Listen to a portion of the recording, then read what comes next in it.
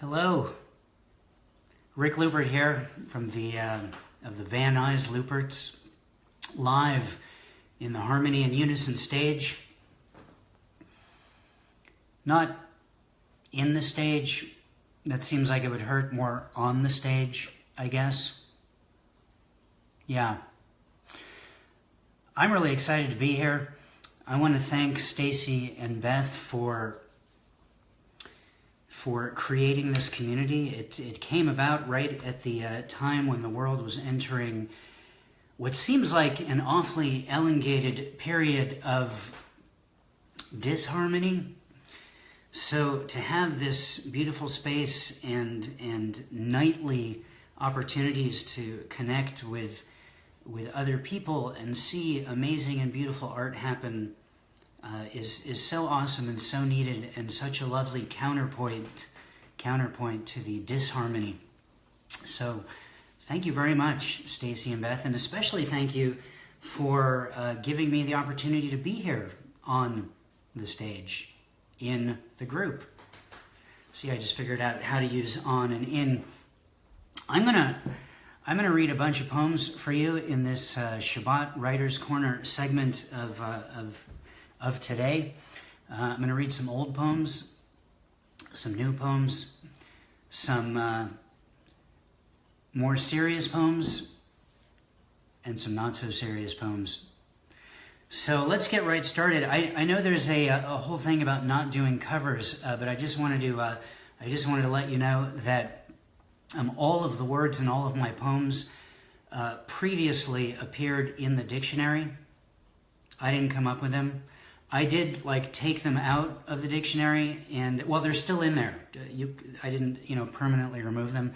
I copied them, I guess, and then rearranged them in my own fashion. So I think that's still okay. I think that works. But if I'm breaking any laws, if you own copyright over a particular word, please let me know, and I will unsay it. Let's start out with a couple of old poems, shall we? I'm going to read a couple of poems from my book, I'm a Jew or You, which came out a bunch of years ago. Don't worry, I've thought of everything. Yes, I've fixed the backwards.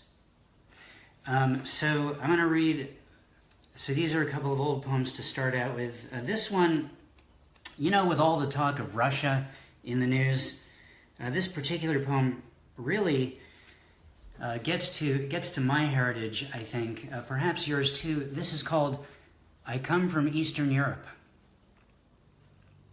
I've got so much body hair, it's not even funny.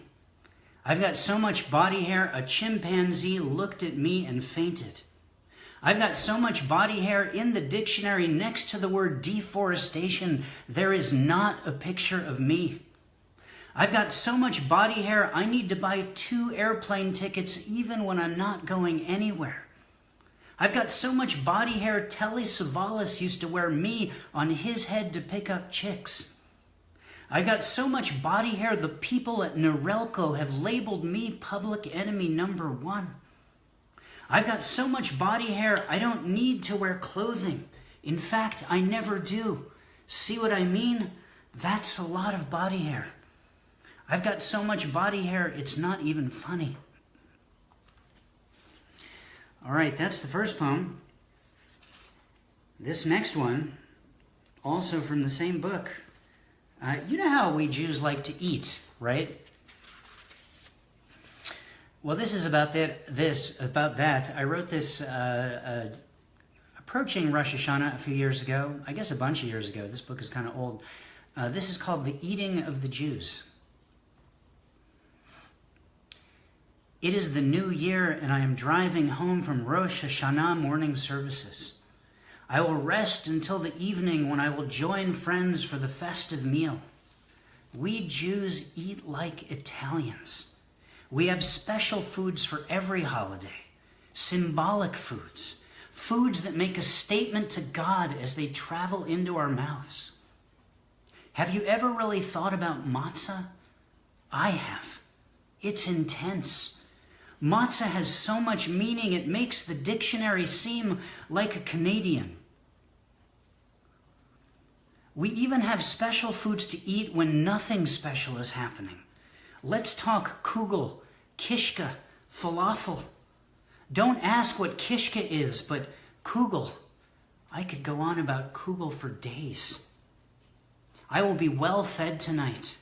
There will be potato dishes that would kill most Anglos, and apples dipped in so much honey. The new year will be sweet enough to last through the naming of all our children. To be a Jew is to eat like our ancestors before us ate. Are you hungry? Sorry, should I give you a minute to get a snack after that? Feel free, or just press pause. I don't know if this is like a DVR thing where you can actually just pause me. Try it. Oh my God, it worked. Did you see that? I paused. Okay, moving on. I've been writing every week for the last couple of years a poem for the Torah portion. Last year, I wrote kind of a full-length poem for every Parsha. And this year, I've been writing a series of haiku for every aliyah, actually. You got 7 aliyot with every parsha. And so I've been writing a haiku for each one this year. They all get published on my blog at jewishjournal.com, which I also post to my Facebook page, so you could check it out there. So I'm going to read a few sort of Torah-centric poems. Leading up to the Torah, of course, we were on our way to the mountain to get the Torah. I don't know that we knew that we were going to get it, but this is about just kind of being at the mountain. I wrote this, you might be familiar with the song Esa Einai that appears on one of Dan Nichols' albums, and I wrote this kind of in conjunction with that version of the song, the one that goes, Esa Einai Elheha. I would finish that, but I think you can only do 7 notes without doing a copyright violation. So that one. So I got to perform this with Dan a few times, or maybe twice. I don't know. So this is meant to be kind of sung with that, or spoken amidst the verses or the different parts of that. This is called Ode to the Mountain. I lift my eyes to the mountain. You can't help it, really. Everywhere you lift your eyes in Southern California, there's a mountain reminding us the difference between the stuff we made and the stuff the earth shook out of its core for us to look at. I tried lifting my head to a skyscraper once, and a mountain laughed with a voice that could only come from a mountain. Can you imagine the songs of a mountain? They are the berry whites of the earth, with voices as deep as they are tall. They make the ocean sound like show choirs. Where does my help come from? I'd like to answer that for you, but I just don't know. I'd like you to tell me, where do you get your help? I'd like to go there and get on the list.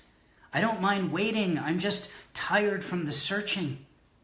I don't think my help comes from the mountain, but maybe the mountain knows more than it's letting on. Maybe we should all join hands at the mountain and call it an intervention. Maybe we already did that. Sinai, hello, my name is the Jewish people and I could use a little guidance. Sound familiar? My help comes from the maker of heaven and earth.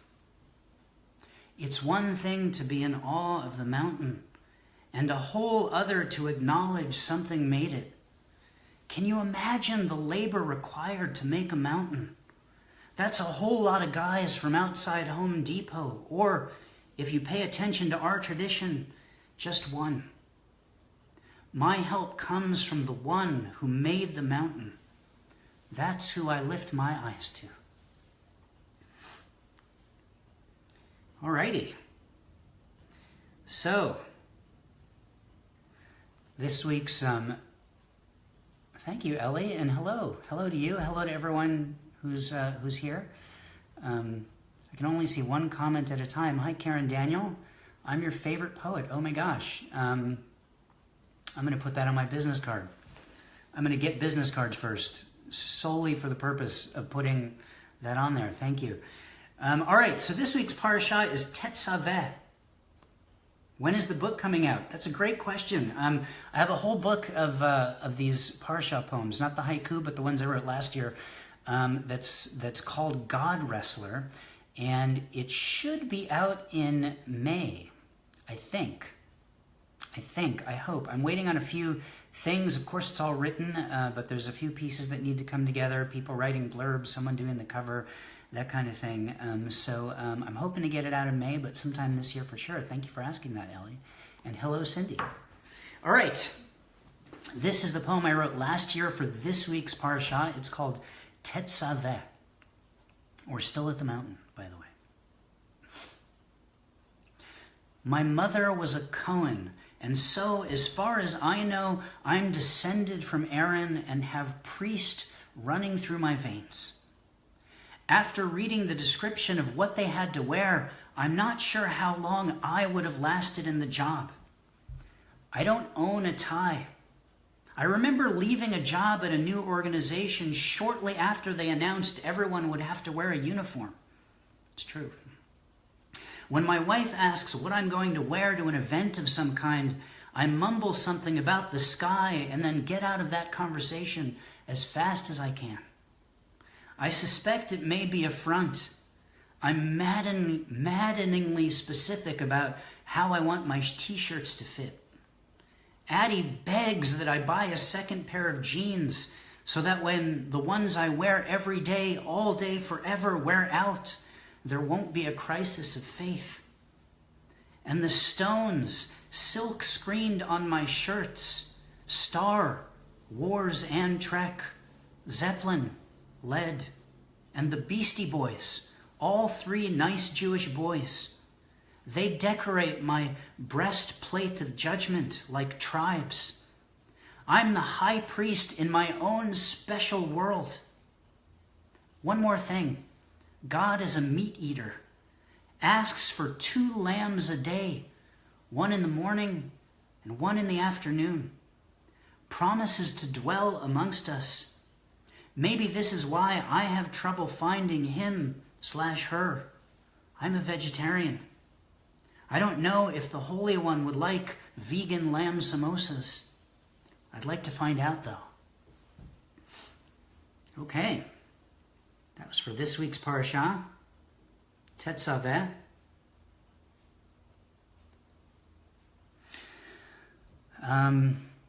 This poem is called I Was at Sinai, and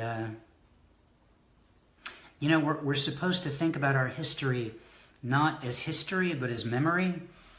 Like all the events, all the stories that happened that we read about every year when we do that, when we say the Micha Mocha every day. We're supposed to look at those visions, those stories, those images, as if they happened to us, and we take it really seriously. If we it's a tradition that 2 more traditional people might say to each other, what were you wearing not what were you wearing? Like, do you remember who you were standing next to at Mount Sinai? And then the person might answer, not only do I remember who I was standing next to, but I remember what I was wearing. I mean, that's how literal we kind of take this. So this poem is kind of about that. It's called I Was at Sinai. I have had vegan lamb samosas, Raquel, by the way. They have them at an Indian restaurant in Tarzana, California, called Streets of India. This poetry reading, by the way, not endorsed or sponsored by the good people at Streets of India. I was at Sinai.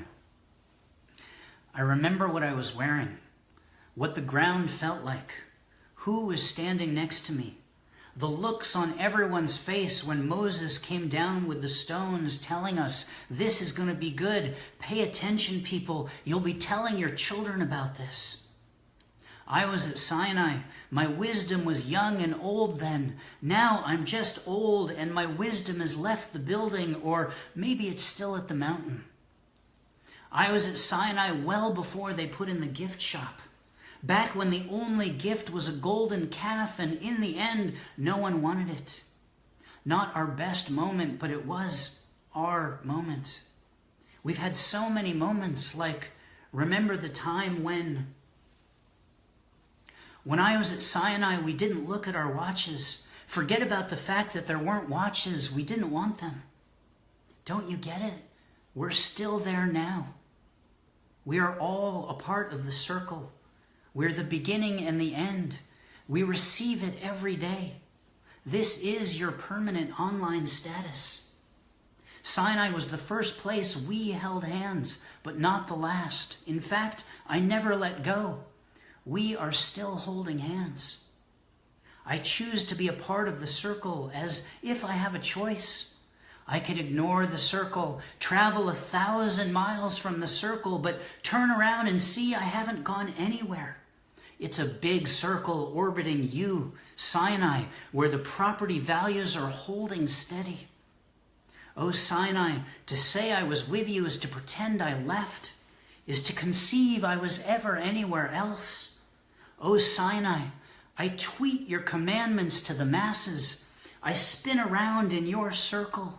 I see the world through your eyes, your holy eyes. Alrighty.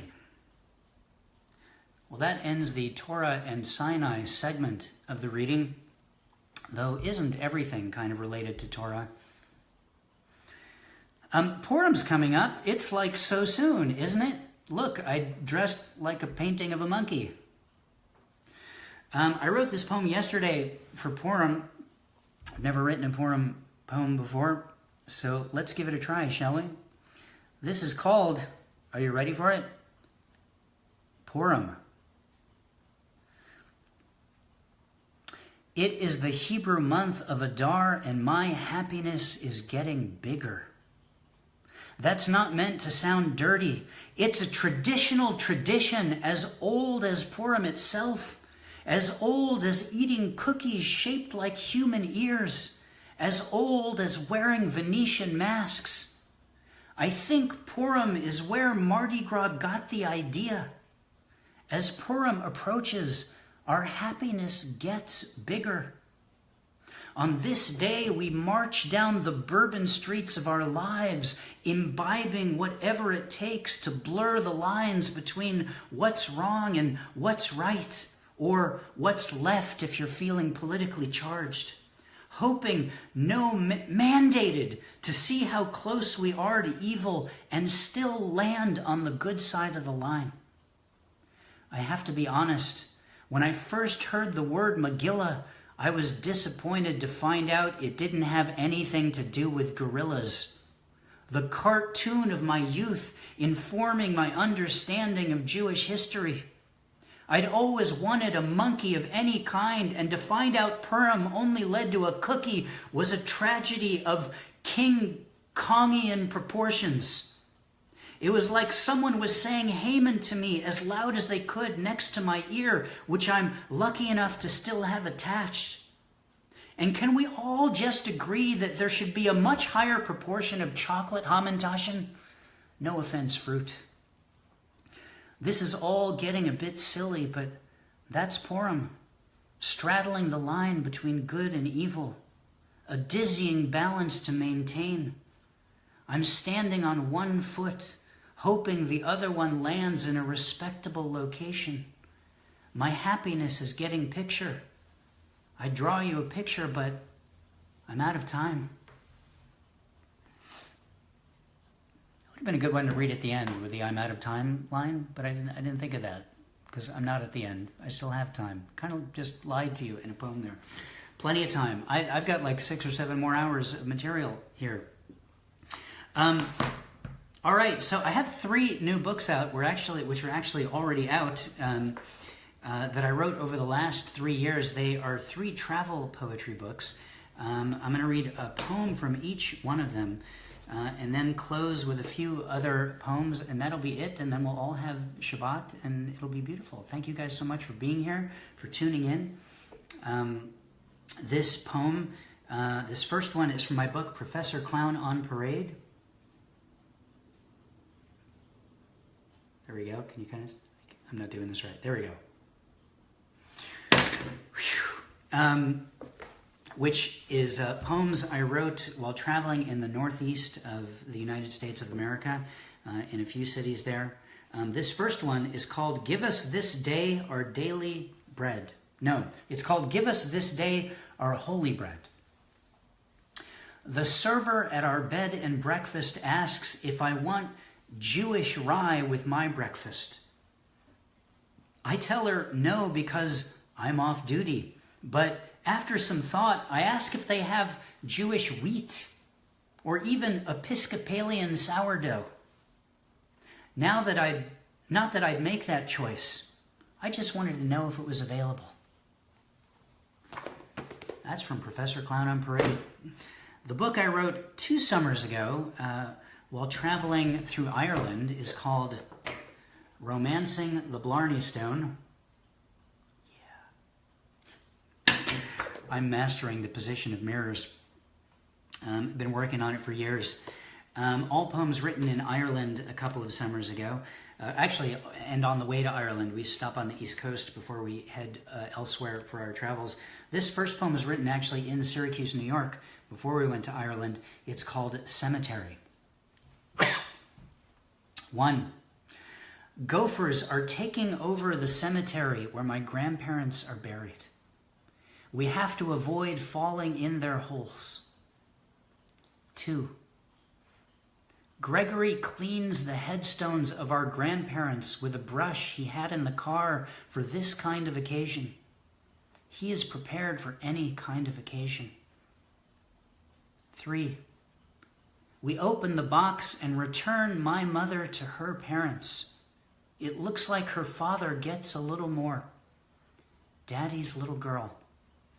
The rain will finish the job of bringing them back together. I'm not going to get that. 4. We say words, Jewish words and other words. Not everyone wants to say words. We put stones on the headstones. 5. The white sands of my mother, now a blanket to her mother and father, returned to where she began. It's from Romancing the Blarney Stone. Finally, from this segment of poems from my new books out, this one is from the book Donut Famine. Wait, I'm failing. I can do this. Look, it's my face. Sorry, you can already see my face. There we go, Donut Famine. Poems written in and on the way to New Orleans, Louisiana this past summer. What an awesome place New Orleans is. I recommend checking it out. This poem is kind of the sequel to the poem I just read. We went back to Syracuse. We dropped our son off there, and with family, just so you know. And we, I don't have the right page selected. Oh, there it is. And then we went to New Orleans to have an awesome time. This poem is called We Visit My Mother at Poilet-Sedek Cemetery. She's right where we left her a year ago. The winter and the rains didn't quite do the job I thought they would. Another man's gravestone is leaning up against my grandmother's in a manner I can only guess my grandfather wouldn't have approved of. We search for evidence of their parents in this field of the dead that started with the Scottish, whose stones have yielded to the uncleared weeds of spring. The Jews have made good use of the lawnmowers of Syracuse, and you can see evidence of ancestors all the way up to where the top of the hill meets the sky. Our son wanders into an Orthodox family ceremony, either an unveiling or yahrzeit. He doesn't know. He just sees people and knows he's one of them. There you go. That's a poem from Donut Famine. All of my books, by the way, you can get them on my website, poetrysuperhighway.com. A lot of them are on Amazon as well, so check them out if you want. My website has more poems from them and everything. All right, we're bringing this to a close just about. Just a few more poems to go. How am I doing on time? Don't all answer at once. This poem, just a little aside, this is from my book, Making Love to the 50-Foot Woman.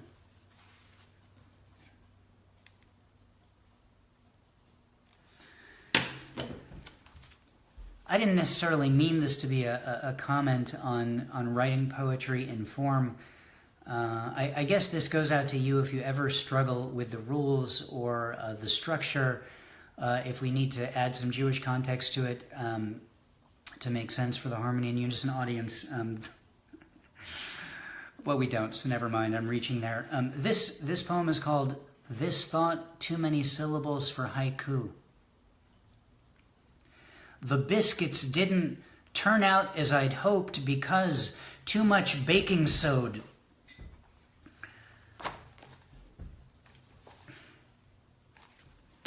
There you go. All right. I think I'm going to do 2 more poems for you. These are newer poems. This one is called It's a Wonderful Life. I wrote this about a year and a few months ago. I was invited to do a reading at a theater here in Southern California, and the theme of it was "It's a Wonderful Life." It was happening in December when that movie comes back on TV, and they just said write something with "It's a Wonderful Life" as the theme. So here's what I wrote. It's called "It's a Wonderful Life." 1968. I come out of my mother several weeks early. As with all things, she assumes it's a conspiracy. 1970. I try to turn on the house by inserting the car keys into an electrical outlet. I have no further memory of this. 1973. I instruct all my colleagues at the Sun Country Safari Preschool to gather at the other end of the playground so we could start a club. When I see them all there from the other side of the yard, I realize I have nothing to tell these people and play on the swing by myself. 1976, a vague memory of Fort Lauderdale fireworks. Our nation is 200 years old. I won't discover disco until 1989. 1977, we moved to Syracuse, New York, the home of my ancestors, where once the snow was taller than me, which has been universally assessed as nothing remarkable. That would be hilarious, by the way, if you realized that I'm a short person. 1981, the Scoutmaster asks me to lead the pack in a song as we hiked through the Adirondack Mountains. In hindsight, the song about the bear chasing a man through the woods was not my best choice. 1982, a girl at the junior high school 50s dance asks me to dance. It won't be the first time I miss a potentially formative experience due to acute shyness. We ride a Greyhound bus to Pasadena, California. I don't change out of these golf pants for 3 days. When we arrive, I ask the driver where the ocean is. He says, "Do you see where the mountains aren't? That's where the ocean is." 1983, I learned people my age can hug each other. It changes everything. 1986, I win a trophy almost as tall as the 1977 snow, which is no big accomplishment. 1989, I discovered disco. 1990, Santa Cruz, California. I do everything I've ever wanted to do on a cliff overlooking the Pacific Ocean, butterflies hovering above. I embarrass myself at the Saturn Cafe when I discover chai, but order it in the original Hebrew. 1992, I work at a radio station where my job is to point at people until they say things. The space between my pointing and them speaking is meant to be nil. 1994, I host a poetry reading every week for almost 21 years. Obviously, much of this occurred outside of 1994. 1999, I let Al Gore take credit for inventing the internet. 2000, the world ends in an explosion of ones and zeros. I act as if nothing has happened. 2002, I meet my beloved in Oconomowoc, Wisconsin, where the mosquitoes are as large as poodles. 2003, I propose to my beloved in Oconomowoc, Wisconsin, in a room filled with sunflowers and strawberries. Spoiler alert, she says yes. 2004, I eat fondue with my beloved in Paris. Paris becomes a third party in our love. 2008, we release a blonde-haired, blue-eyed child into the world. A woman in Northridge tells us he is TV cute. 2009, our child utters his first words, uh-oh. 2012, we eat fondue in Paris again. Our child back in Van Nuys, where we hope to God someone is feeding him. 2014, my mother leaves the earth. Ashes mailed to Syracuse, New York. I'm starting to think it is a conspiracy. 2015, I'm holding on to disco like it's 1989. All right. Well, I got one more poem for you. This is kind of an end of Shabbat poem, but since I'm reading to you now, I want you to think about this. I want you to listen to it, hear it, and then hold it for the end of Shabbat. Maybe read it after Shabbat is over so you can kind of extend Shabbat beyond its natural boundaries. I think I just blew a line of the poem. But this is a fairly short poem, and there's a section in it for each blessing that we do on Havdalah. I actually wrote this as well for the time that I got to perform with Dan Nichols. He played Havdalah. We sang a blessing. I read the poem. We sang another blessing. I read the poem. It was awesome. When music and poetry speaks together, harmony in unison. This is called Separations. Wine. You can't have a Jewish anything without wine.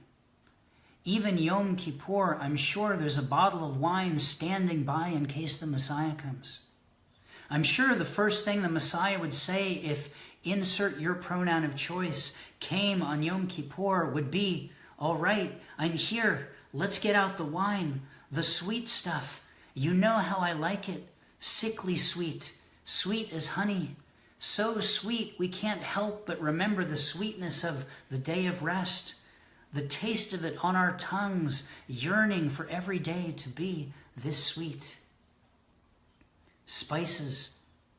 If there's one thing having a small child has taught me, it's that smells exist. Even if I can't see them.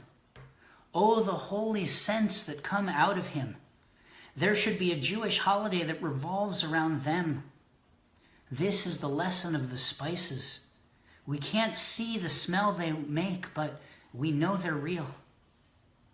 I don't know if I believe in God above because I can't see, insert your pronoun of choice.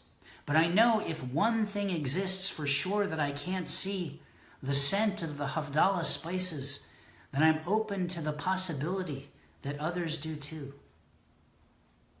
Flame. This is how it started.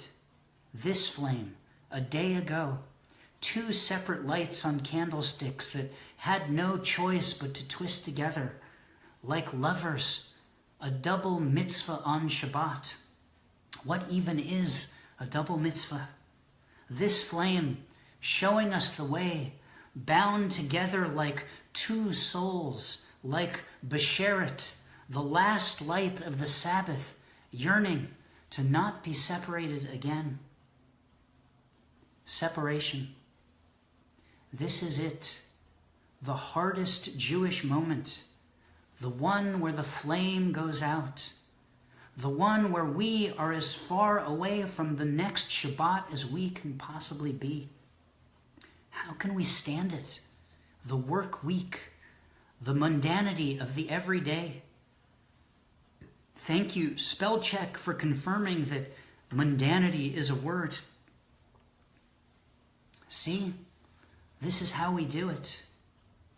A little joke to delay the end. to extend Shabbat beyond its natural boundaries, to keep this flame lit just a little more before we extinguish it with sweetness. That exact moment, the sizzle, like a little death. Shabbat is over. It's a whole new world with only one thing certain. Shabbat will come again. Shabbat Shalom! Good Shabbos, everybody. Thanks, everyone, for tuning in. Thanks for listening. Thank you so much to Stacy and Beth for having this space and letting me be in it. I hope you guys have an awesome weekend and Shabbat and Purim, and that you're able to tell the difference between good and evil when you get yourself plastered in whatever way you choose to do that. I hope to see you again. Mwah, mwah.